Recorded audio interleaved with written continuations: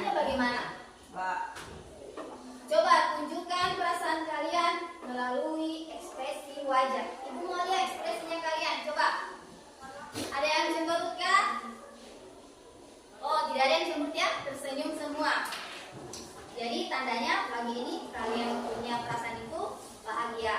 Nah, semoga sampai pembelajaran ini selesai, kalian tetap bahagia, tersenyum, sehingga dalam menerima materi itu kalian enjoy. Seperti biasa, sebelum memulai pelajaran, ketua kelas silakan pimpin doa dulu.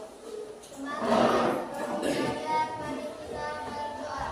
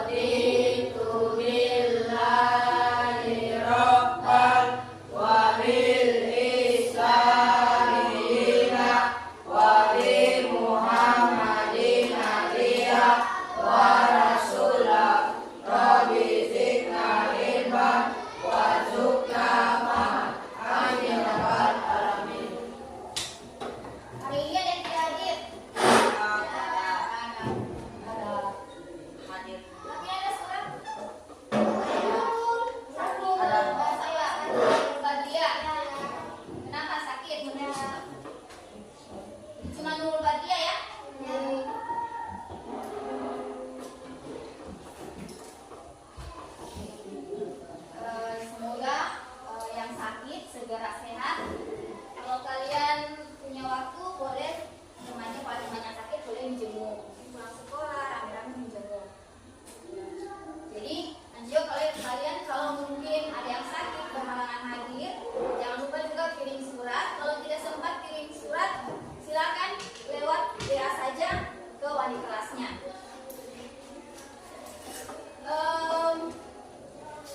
Sudah siap belajar hari ini? Siap. Ada di atas meja itu hanya yang berhubungan dengan mapel pada saat ini. Yang tidak berhubungan simpan dulu di dalam tas atau di dalam laci.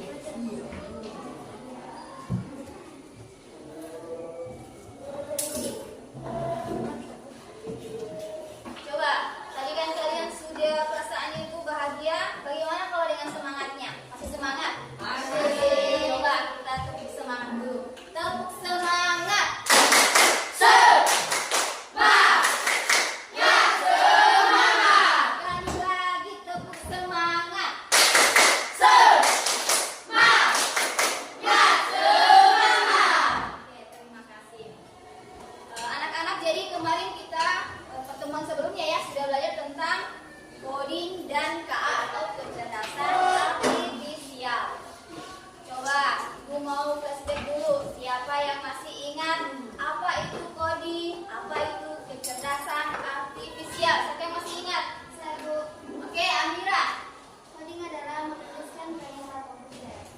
Menuliskan perintah komputer. Atau kecerdasan artifisial adalah kemampuan komputer mengikuti kecerdasan manusia. Oke, bagus. Jadi apa yang dikatakan Amira tadi itu sudah benar. Kita kasih apa untuk Amira? Kasih B, kasih O, kasih B. Wow, keren. Wow, keren, keren loh. Jadi itu tadi pengertian coding. Jadi coding itu adalah perintah, menuliskan perintah atau instruksi yang dapat dimengerti oleh komputer. Nah, kalau kecerdasan artifisial itu adalah kemampuan mesin atau komputer, kemampuan mesin atau komputer menirukan kecerdasan manusia. Misalnya dalam memecahkan masalah, kemudian dalam mengolah data. Jadi itu kecerdasan artifisial. Nah, kecerdasan artifisial ini dalam pengembangannya itu harus melalui fondasi utamanya itu adalah berpikir komputasional. Jadi dalam pengembangan kecerdasan artifisial atau AI yang kita kenal dengan AI itu fondasi utamanya itu berpikir komputasional. Nah, seperti yang akan kita pelajari pada hari ini, yaitu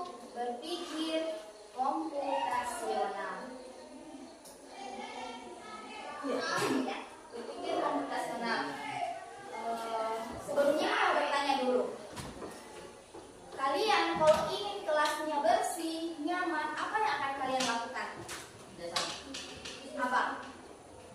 Kalau kelas kalian kotor, apa yang kalian lakukan? Membersihkan. Nah, bagaimana caranya agar dalam membersihkan kelas itu adil dan semua itu melaksanakan? Sama. Apalagi? Apanya dibagi? Bagi tugas. Kemudian apa? Apa yang lebih penting itu? Biasa yang kita bagi dinding. Jadwal. Jadi menyusun jadwal. Nah, jadi dalam kelas itu ada yang namanya jadwal kebersihan. Jadi menyusun jadwal, kemudian membagi pekerjaan. Ada yang menyapu di dalam kelas, ada yang menyapu di luar ruangan.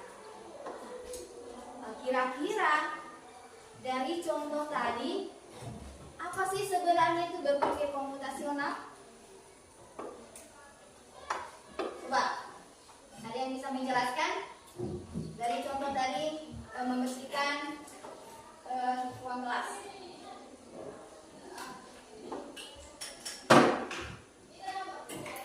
Apa itu berpikir komputasional? Apa, ayo? Nah, tadi kalian katakan bahwa kalau untuk supaya kelasnya bersih itu disapu, kemudian membagi tugas, kemudian menyusun jadwal. Apa kira-kira?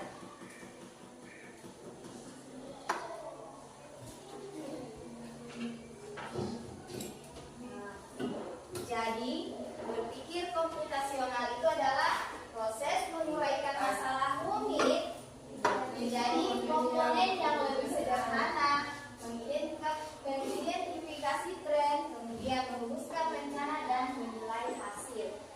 Nah, itu yang dinamakan dengan berpikir komputasional. Maka tujuan pembelajaran kita pada hari ini adalah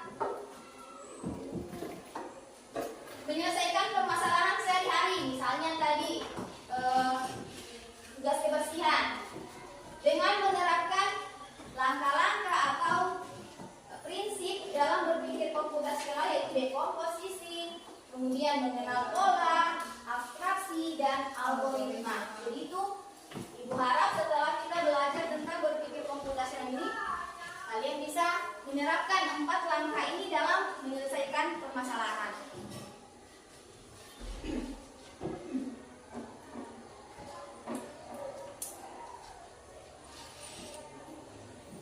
Nah, sekarang ada 4 tahapan dalam berpikir komputasional atau 4 langkah-langkah. Yang pertama apa tadi? Dekomposisi. Yang kedua ada pengenalan pola. Kemudian ada abstraksi. Ada algoritma.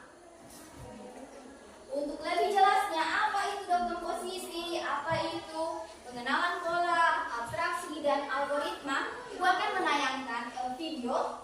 Jadi kalian simak baik-baik di video karena di video tersebut sudah tergambar secara jelas pengertian dari keempat ini, kemudian sudah dengan contoh-contohnya.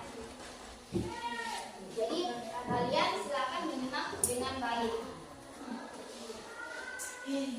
Liburan kali ini kakak beradik Raihan, Radeva, dan Raja berpetualang ke desa Eyang, yaitu desa Tebu-Tebu di Lampung Barat, Provinsi Lampung.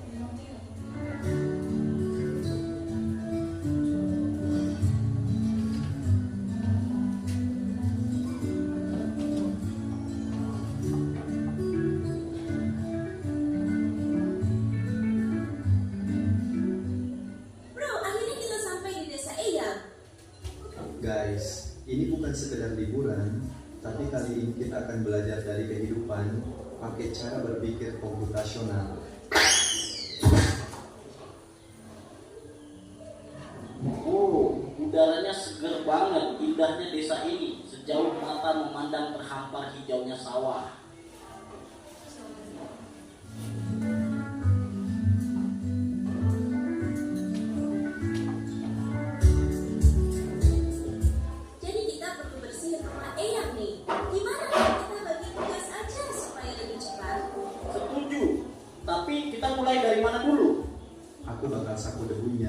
Terus Radeva kamu pel lantai dan Rade beresin buku-buku di raknya.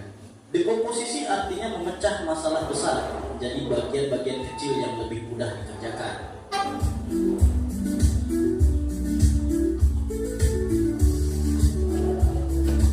Yuk, kita mancing ikan, tapi kok susah banget ya dapatnya? Sabar, coba perhatiin dulu. Ikan tuh sering kumpul di bawah bayangan pohon. Lihat, ada bayangan pohon besar di situ, pasti banyak ikan di bawahnya. Jadi harus sabar dan perhatiin pola alam ya. Pengenalan pola adalah mengenali kemiripan atau pola dari masalah yang kita temui.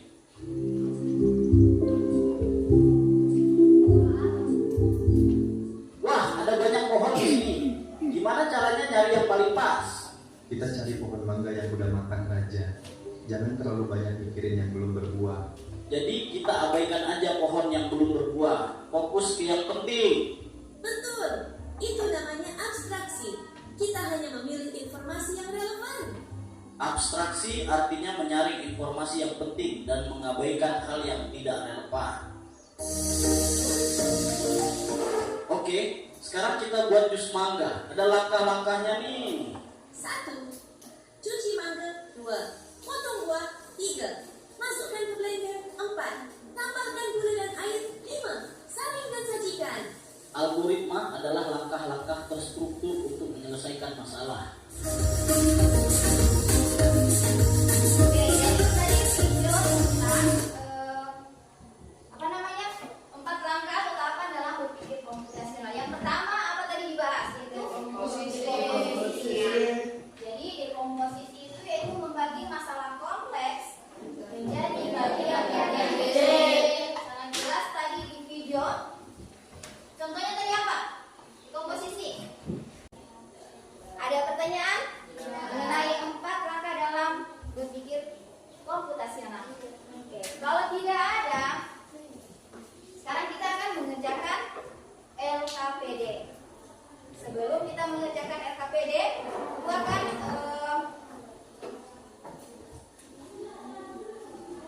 menyampaikan untuk penilaiannya. Jadi penilaiannya ini ada skor 1, skor 2, 3, dan 4. Jadi semakin rinci dan tepat kalian menyelesaikan LKPD, maka poinnya pun semakin tinggi.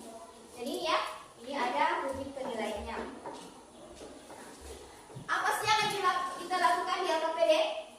Jadi di LKPD ini kita akan membantu Rani menyelesaikan permasalahannya. Jadi Rani ini dia sering terlambat ke sekolah. Nah, kita akan bantu dia menyelesaikan masalahnya agar tidak terlambat lagi ke sekolah dengan berpikir komputasional.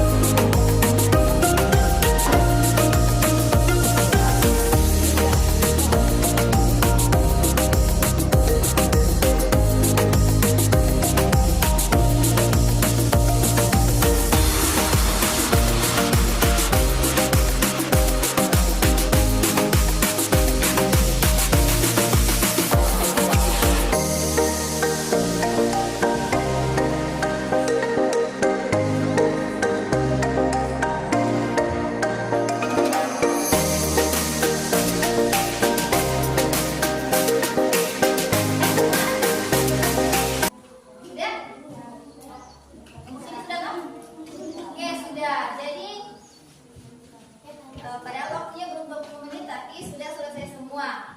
Dan ibu tadi berkeliling-keliling melihat kalian mengerjakan, dan ibu sangat senang karena kalian sudah menerapkan salah satu langkah dalam berpikir komputasional dalam mengerjakan tugas di LKPD. Sekarang siapa atau kelompok berapa yang mau maju duluan? Mau menawarkan diri atau yang tunjuk? Oke, kelompok 3. Oke, jadi kelompok 3 akan tampil atau presentasi duluan. Silakan untuk kelompok 3. Assalamualaikum warahmatullahi wabarakatuh. Waalaikumsalam warahmatullahi wabarakatuh. Kami dari kelompok 4 ingin mempresentasikan hasil kerja kelompok kami. 1.